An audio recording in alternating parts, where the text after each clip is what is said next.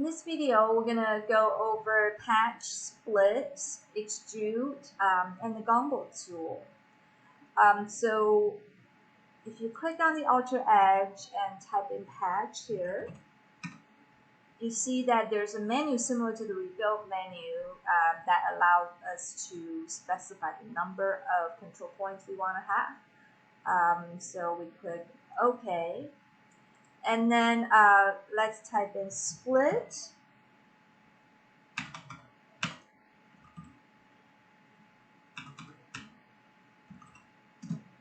And it's asking us which objects will be splitted. So we want to select the surface and right click, and now it's asking us for a cutting object. So let's select that curve and then right click again. Now you can see how this patch surface just got split into two. One is kind of like the planter edge, and the other one is where we can create some landform. Now let's click on this planter surface right here and type in extrude, and then we want extrude surf, and this allows us to specify how high we want to extrude it to be. So 1.5 feet seems good. 18 inches in normal sitting height. So we can just hit enter. So now we just created like a sitting edge. And then inside of this sitting edge, we kind of want to move the landform up to the top of the planter.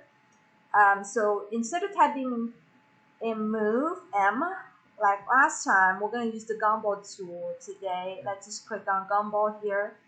It looks like the tool we use in SketchUp. So if we click on the blue axis, and then it allows us to type in the distance that we want to use to move the surface up along the z-axis. So 1.5 feet seems good, so just hit enter. So now the surface just got moved up by 18 inches as well.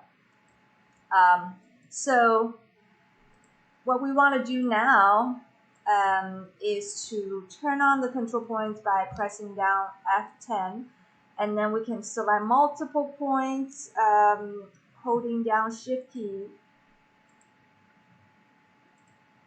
and then click on the blue axis again, and 1.5 feet seems good. Let's just hit enter.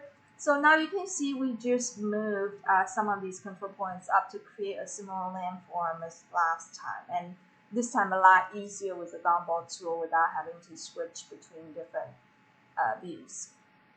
Alright, so I will see you in the next video.